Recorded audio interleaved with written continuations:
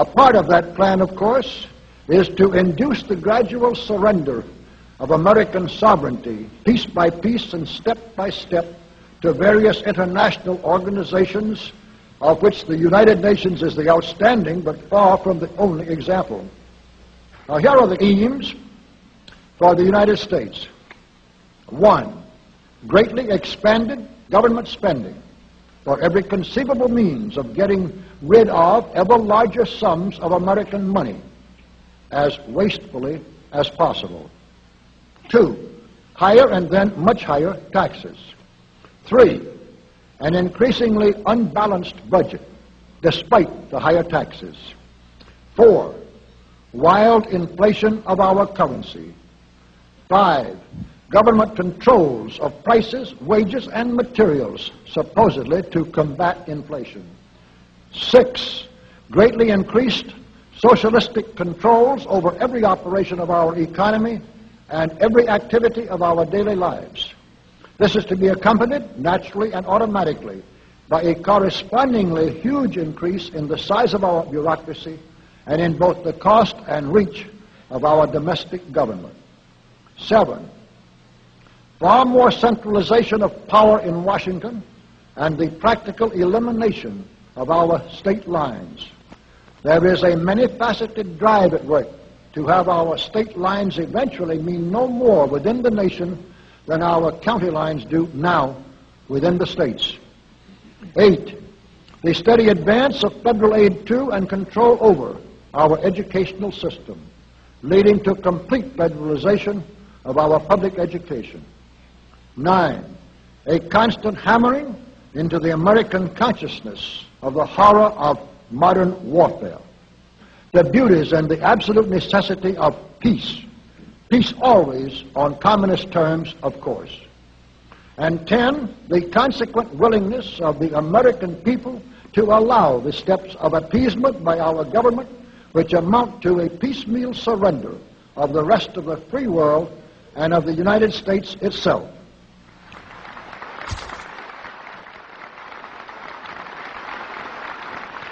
So brush the insider's dust out of your eyes, my friends, and the communist soap suds out of your brain, and ask yourselves in all honesty, what on earth is wrong with the United States simply minding its own business?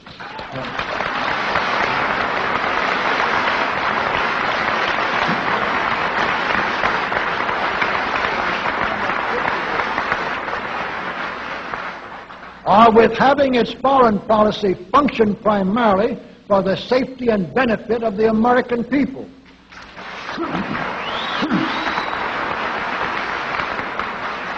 Which is exactly what we had done for the first 140 years of our existence as a nation, to the incredible advantage of ourselves and everybody else. Everybody, that is, except a numerically small clique of power-lusting conspirators who had somehow inflicted themselves on a gullible world.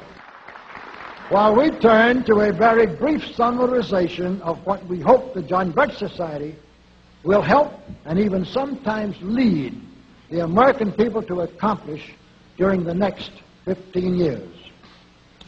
1, our first and most important specific undertaking should be to restore the complete independence of the United States.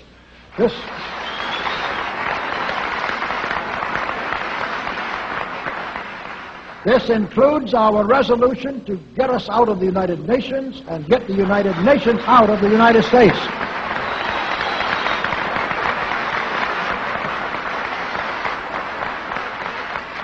2, we must once again make our money freely redeemable in gold at some realistic price.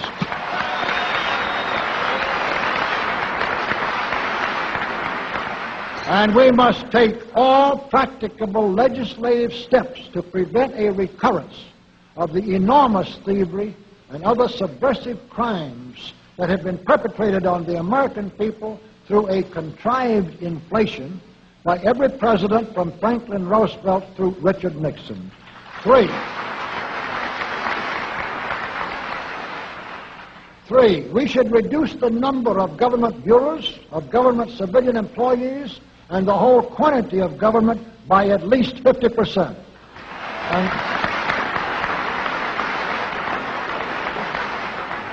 And we should achieve at least this much reduction in proper fashion through gradually convincing a majority of the American people of the wisdom of such a course.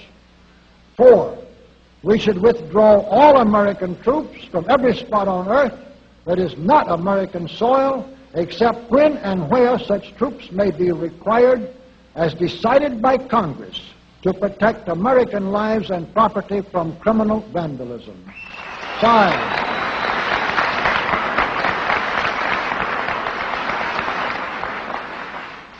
5, we should get government out of the areas and functions and activities where government does not belong. Again, all steps to this end should be taken gradually, but nevertheless just as rapidly as enough of the American people can be persuaded to support such progress.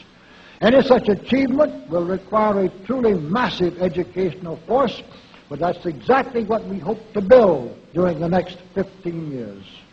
We could go ahead for at least 100 numbered items, but the John Birch Society will undoubtedly be working on more than that many specific projects, which will be laid out in its bulletins before another 180 months will have rolled around. And all of these projects will fit into the general pattern indicated by the 5 major objectives listed above. So let's really wind up this marathon monologue with one final thought.